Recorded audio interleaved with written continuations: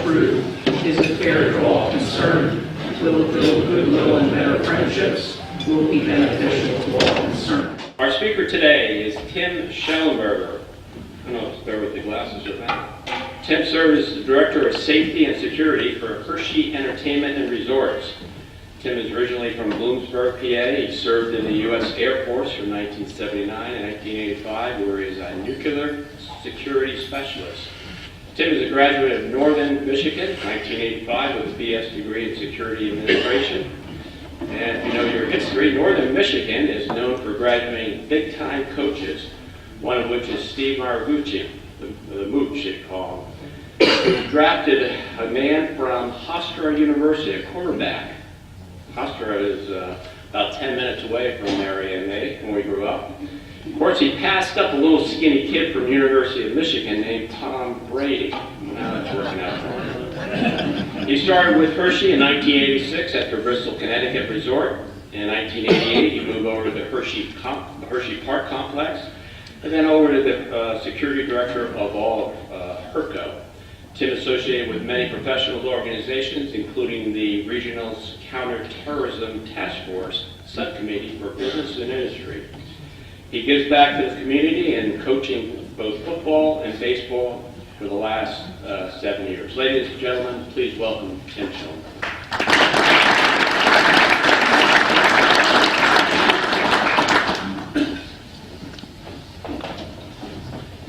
Thanks for having me, everyone. This is a great group. God bless America, happy birthday, you know, sweetheart songs. That just makes you feel good. And then I'm going to talk about security. Kind of hoping we would just stay on track with all the happy stuff going on. Not that security is a bad topic, but it does bring up some negative connotations from time to time. You know, long ago, let's look 30 years ago, security was not even a relevant profession, if you think about it. Rent-a-cop and all that kind of stuff.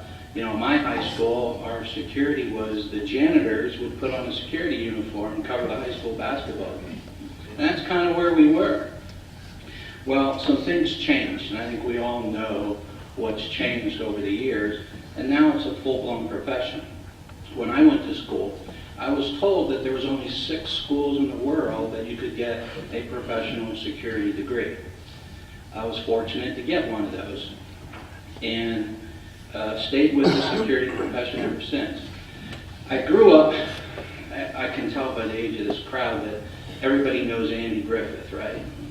And you remember the Opie Taylor character? Well, that was me. Not really, but I lived that kind of life. My dad was the chief of police of Bloomsburg. I lived right down the street. I hung out at the jailhouse. My best friends were sergeants and patrol officers. I used to put the little pins in the map whenever there was an incident or an accident, and we would collect this data, and I felt like I was really making a contribution. When I was bad, I got put in one of the cells. Forgot once, too. An emergency came up. I was being punished for something, and that ended up not being a good situation with my mom. All's fair sometimes. But as I grew up, all I wanted to do was be a police officer. Didn't understand security. It wasn't relevant at that time. My dad was a police officer. Everyone that I knew associated with the family were police officers, so I was bound and determined to go Pennsylvania State Police. I ended up in the military when a few athletic scholarships failed me with regard to paying for some of that education. The military took care of me. Air Force, the largest professional security organization in the world, on the planet at the time. Remember, this was Cold War, so the Air Force had roughly 70% of our nation's nuclear arsenal. So they had a huge need for nuclear security, a lot of sophistication and technology and so forth. So that's where it got me started. I switched my major then from criminal justice and found out I could get this degree in security management. So the career was kind of building at that point.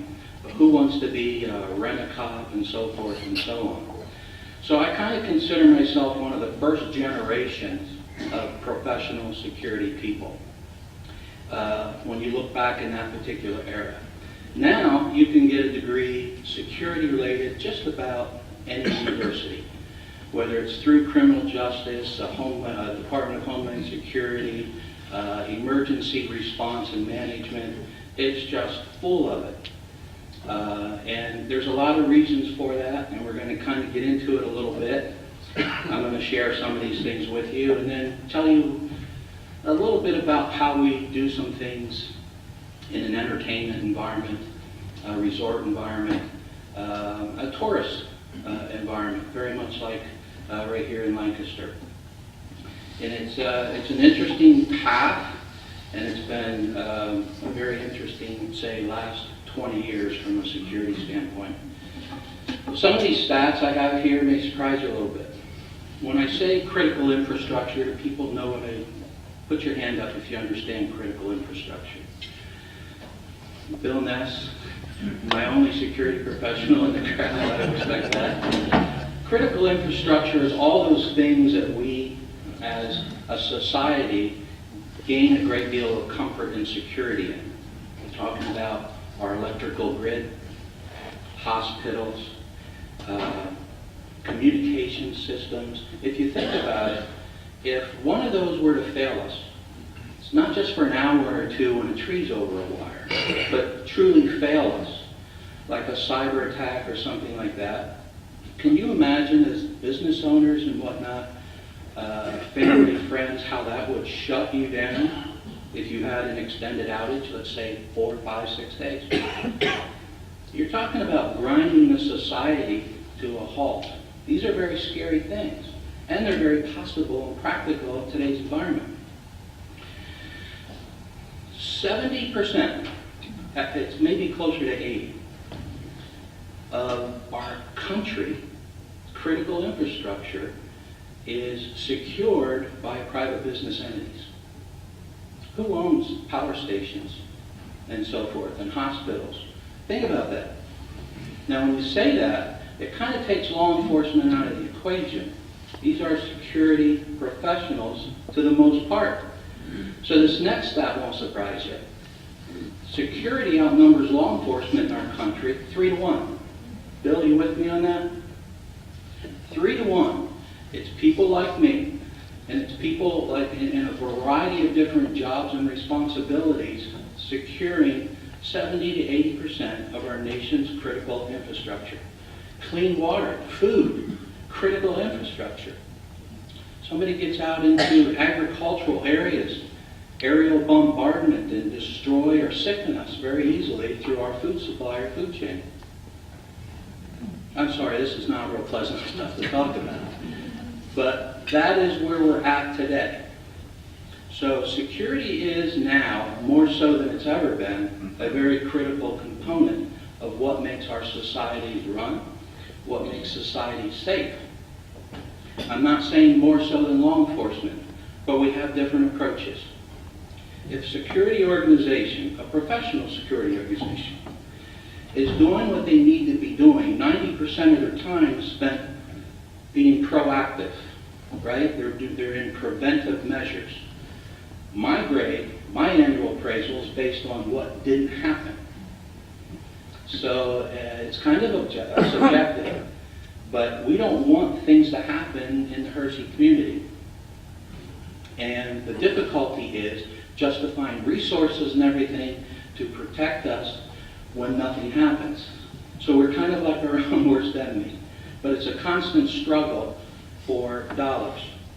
It's getting easier and easier as time goes by. If you listen to the news, the radio, however you get your information, it's getting easier and easier for people to understand why we want to do the things we do from a practical security approach. But 90% of our time is being preventative. Statistical approaches and analysis, past history, putting ourselves out there to understand what can go wrong. Risk assessments are something I live by. How to properly approach anything that you can see or believe might be associated with a risk. Risk to a business means you can go out of business. And you're right then. what's the probability of them happening, the likeliness of them happening, and if it does happen, how severe, what level of severity might that risk be? And you can mitigate them out, or you can buy good insurance that's probably expensive. There's a lot of ways to tackle these problems, but it's identifying all the things that can go wrong with the company. That's what I spend 90% of my time doing. The other 10% is spent on reactive measures. And there's the difference. We have to be able to react. You know, it's a process of understanding what can happen. If something does, then how do you deal with it? I'm going to get into that in a little bit. But unlike law enforcement, they're the exact opposite. Although, presumably, we have a lot in common. And we do. If you're a professional security organization and you are a professional police department, you would think, not a whole lot of difference other than they can arrest you, they can't, pretty much. The difference really is they spend 90% of their time responding to things that already happened. A traffic accident, you know, a domestic issue, whatever the case may be, they're equipped, trained to go to it and take care of it. But it already happened. 10% of their time. More progressive police departments, maybe a little bit more than 10% of their time, are out there doing the preventative, the community relations stuff. This is all good. But resources don't allow them to go out and spend 90% of their time on preventative measures. Wouldn't that be a great thing if police departments could go out and do what I do for a company and just prevent things from happening within a community? But you can see how that would just really absorb the financial, within financial reasonableness. So that's the difference. 90% of my time spent being proactive, and 10% of my time is reactive. And how we get there. Law enforcement is an exact switch. They're responding all day to different things that have already occurred and spending a really small amount of their time with community outreach and preventative measures. Have I lost anybody yet? So, on the reactive part, I think the preventive part is a lot of common sense. It's developing relationships. It's us being out there constantly educating ourselves. Being a member of the South Central Task Force, being a member of the American Society for Industrial Security, which we don't call it simply as is, but putting professionals around you and yourself in these positions and constantly learning. Look, I've been doing professional security work now for 35 years. You think I have a pretty good handle on it, right? Truth is, everything changes, everything's new. And it's an approach that you just can never sit back and say, well, I got this. You know, I've been there, done that. I've never allowed that to happen to me. I don't let it happen to our staff. You have to constantly learn and grow.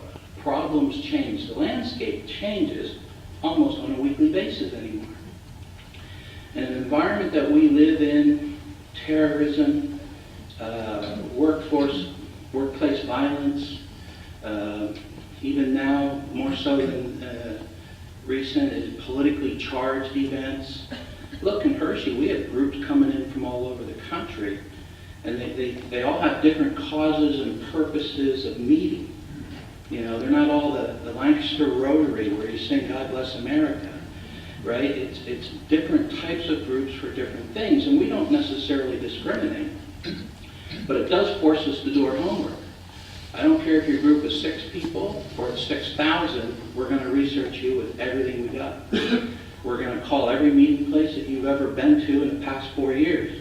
We're going to know pretty much your behavior and your group activity long before you come to visit us.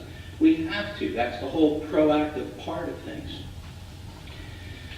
We find out things that we have to prepare for. It doesn't mean just because we don't agree with you or this or that, you can't come to Hershey. We'd be out of business pretty short order if that were the case. But we have to learn to work with these groups and not necessarily advocate for them by accepting them, but understanding what that brings with it and doing the proper safeguards. Sometimes they bring an opposition group that may or may not be staying at one of our properties as well.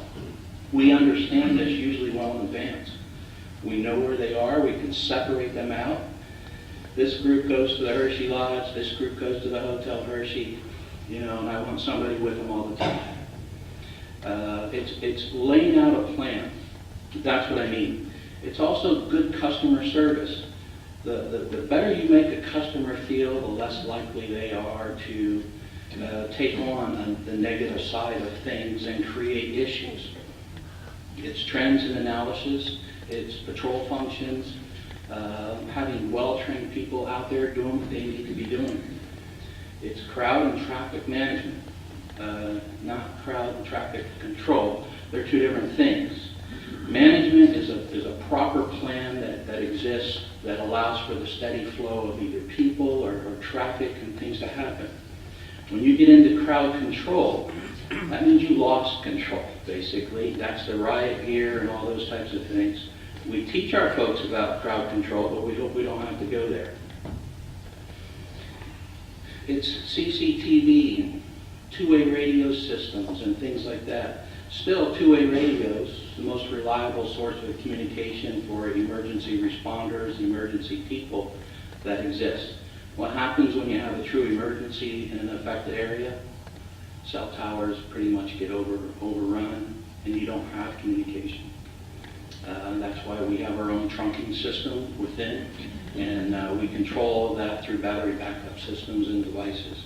These are contingency plans. These are being proactive so that we don't follow or fail and fall into a hole.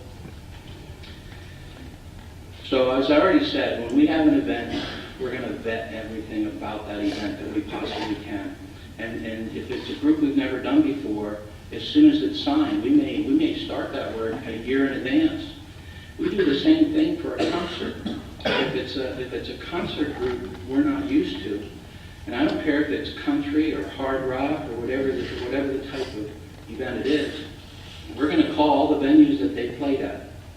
We're going to know everything we can know about the group, the number of arrests, the types of people, when they show up, how many in a car. The best advice I can get is talking to a security director that just dealt with them. I don't want to get caught off guard on anything, and that's our process of assessing where the threats might be and being able to mitigate or take care of those problems well in advance. It's not unlike me to spend $50,000 on a security detail for one concert. If we want to continue to have those types of things, this is my response anyway, let one problem happen, let one person get seriously hurt, right? We won't have any concerts anymore for quite a while. Reputations can go down fast. They're very difficult to build. So we will do what's necessary and put our money where our mouth is to ensure a safe environment. How many here have been to a show in Hershey? Yeah, the majority of you. And I'm going to guess, without making you raise your hand and embarrass me, that you probably felt pretty comfortable, pretty safe in the process. That's probably why you went there. Some of our biggest patrons come from Baltimore and Philly, where the very same concert just left from. They'd much rather come to Hershey in that type of environment and view the same show that was, 3 miles from their house. There's reasons for that. I understand that. It's not me bragging. It's me putting a lot of pressure on myself to live up to that expectation. Like I said, you can get a lot of respect and people have send a lot of praises your way, but let one thing go wrong and you're right back down to the bottom. So those reputations don't come easy, and it's something that we take pretty seriously. On the reactive side of things, it's prepare and preparation for something. It's being able to respond, and then you have the recovery aspect. So it's prepare, respond, and recover. Whatever we do in that aspect fits into one of those categories. Now I'll give you a little example of how that process works for us. Something that's inevitable has a high risk value. It's been vetted. in a number of different ways, is severe weather. And I know there's a lot of locations here in Lancaster that, weather is concerning. There's no way we can stop it, right? It's something that's going to exist. It's going to roll through. Well, in our environment, I may have anywhere from 40 to 100,000 people that I'm responsible for on any given day, exposed to this environment. So one of the ways we prepare is we have what's called emergency action guidelines. This is where we have pre-thought out all the processes of any type of emergency. I'm going to give you an example of severe weather, but it could be a tornado, it could be a flood, it could be a fire, it could be just wind shears, a blizzard. There's any number of natural events that can occur, not to mention bomb threats, active terrorism, people protesting. All these predictable things we have plans for. No matter what property you're at, whether you're at our golf course, the theater, the Giant Center, the Hersheypark Arena, the stadium, the park, the zoo, it doesn't matter. Any one of these things, they have a tailored plan that has been put together for them so they can react. And then we train on it. We have exercises and scenarios on a constant basis. These are all the things that make us not only have a good plan on paper, but can you execute it? And does it work? And believe it or not, just doing it repetitively, you wouldn't think that you would find a different twist on things or a way to make it a little smoother, a little better, but we do. So it's that constant struggle, never being satisfied with where we're at and always wanting to get better. The lives and well-being of our guests and our employees are at stake. 8,000 employees, over 5 million guests in a year's time. That's a lot of responsibility. So we drill and we know why we're drilling to get better. Let's go back to the weather. I'll give you a quick idea of how this pre-planned event works. It's summertime, thunderstorms happen, so something starts to roll in. It might be 40 miles away. We start tracking those types of things. Once a lightning storm gets within 20 miles of us, we start doing radio transmissions. We have what's called zones, and we also have what's called reactionary numbers. They change, and I think they're changing now, so I'm a little confused. But if you get, say, a 0 comes out, and we broadcast that, it doesn't matter if you're a groundskeeper at the country club or you're changing linens at the lodge.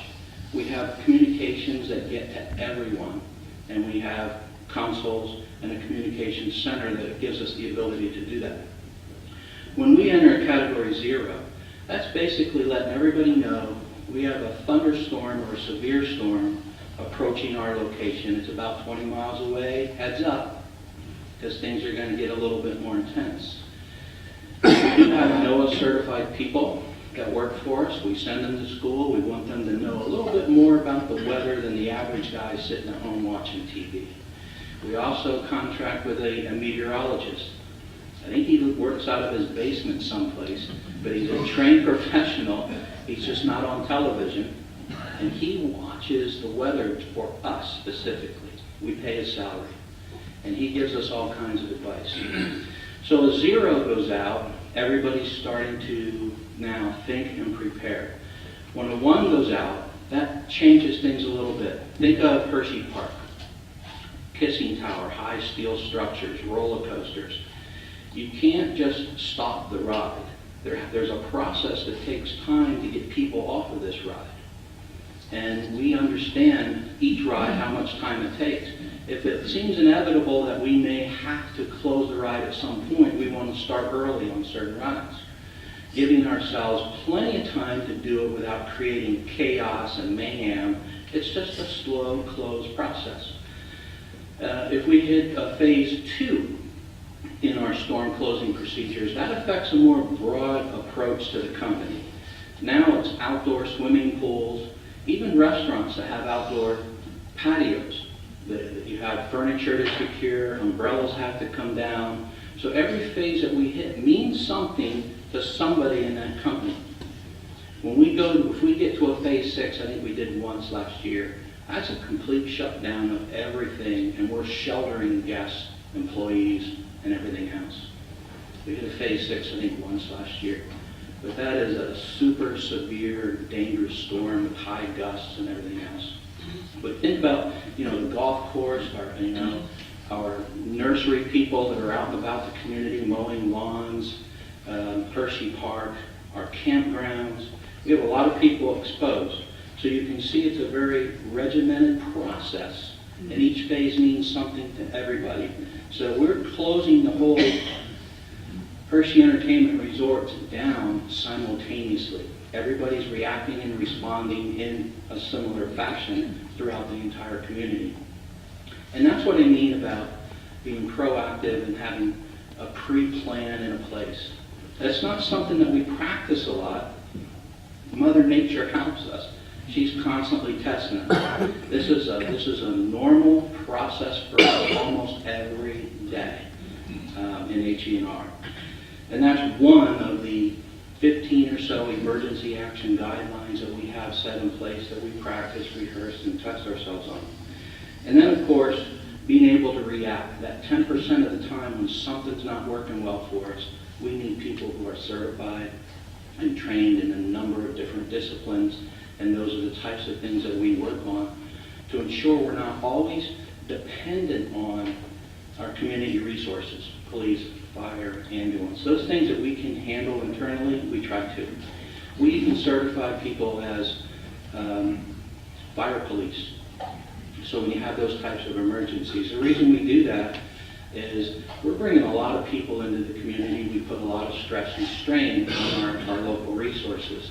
If there is an accident of some sort, or let's just say a very important traffic signal at a peak time when we're maybe doing 8,000 to 15,000 people an hour coming in the main gate of Hershey Park, and a traffic signal fails, our local resources have to respond to that. Fire police, and so forth.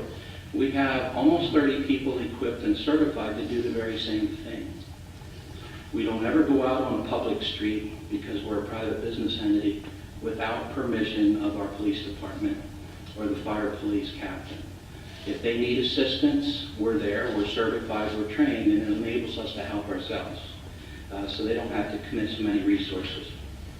It also helps us tie up knots too. As much as we think we know it all, most large fluctuations of crowd, I know how many people are in a car, how many cars I'm going to get in a day, what time they're going to show up, what time they're going to leave.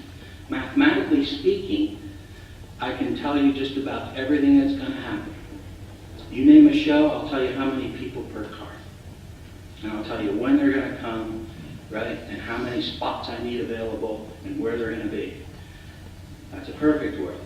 In an imperfect world, it's not always that easy. There's always nuances. It's a traffic accident here, or this or that, or weather can change things, and we have to be flexible. Having our own people certified as fire policemen allows us that flexibility. And again, it's just being way out in front of problems and being able to solve them. How am I doing on time, Jim? Doing well.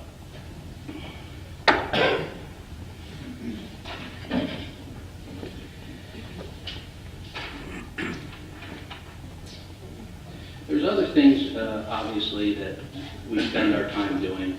And it's not great detective work, it's not great security work, but it's feel-good kind of stuff. And something I've always enjoyed doing is lost or missing people. Who wants to take a shot at how many lost people that we have in any given day? 50 is usually about right. And it's not always kids. It gets interesting. It can get interesting. The ones I feel bad for are kids because they're scared and so forth. So we hire people. Generally speaking, and hopefully no one's offended, but they're females, 20, 30, that just love kids and are great with kids. Not that a guy can't, but a big burly guys just by themselves scare the kid. They don't warm up to a man as quickly as they might a woman. We have games and we have television. We'll get them things to eat. Sometimes a lost child, think about it, a 3-year-old will be in our custody, that's probably not a good legal term, but in our care for maybe 3 hours. Now we're making announcements and everything else. We've come to find out that the parents knew exactly where they were, and they were ignoring our calls because they wanted to get on a few rides. Yeah, that happens. It's hard to believe, but it happens. Our job, though, I mean, if I happen to be in the vicinity, I'll scold a parent. I don't expect my officers, but I will give them what for, especially if we know factually what happened. And truthfully, I think that 3-year-old in our care for probably had a better time in that 3 hours than they were done with a mom and dad like that. We take them and play games, and they always win. When they're in our care, they win. That's an important thing. We call it the Lost Children's Caboose, and it's just a lot of fun going on in there, and we enjoy that. You know, you think from a security standpoint, you may be working in a mosh pit at a concert one day, and the very next day, you know, you've got a little kid grabbing a hold of your pinky that lost their mom and dad, and we're trying to help them find them. So that's one of the cool stories that I can tell, watching big burly guys just have their hearts melted, you know, and they'll push you out of their way if you try to take that little kid from them, because they're not leaving his side until they find their mom or dad. So those are the good things. Lost or missing property, how many people leave stuff? Last one I saw, and we're still counting from 2016, but it's over 50,000 items.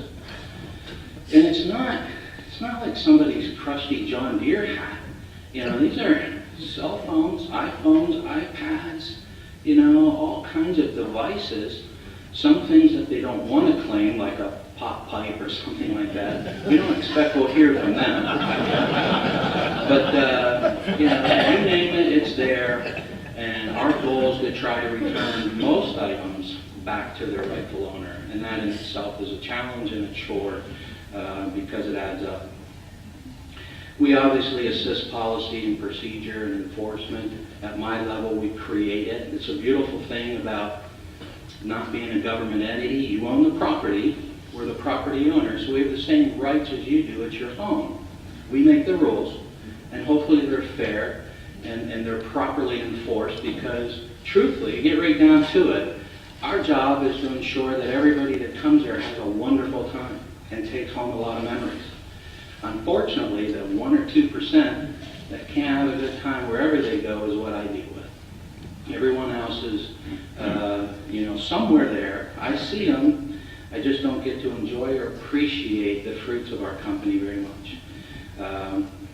So we assist with policy, procedure, enforcement standards, and regulatory type compliance. From an IT perspective, I think you can tell by looking at me, I'm not real IT savvy. I'm that age group where I know it came real quick. It was like a windstorm. And I stood up, you know, and I took the breeze, and then it just kept going. And when it calmed down, I never really tried to catch up to it. But I'm sharp enough to hire younger people that are really good at it, and they kind of keep me involved and keep me in the process. There was a point in time about 10 years ago where the director of IT and myself were always clashing. Now, we're good friends, and we come to figure out we're not even talking the same language. I've got all my acronyms and stuff for things. He has all of his acronyms for things. And truthfully, I wasn't even sure he was speaking English half the time. Now, these are incredible talents, and they're so deep into this whole information technology, and I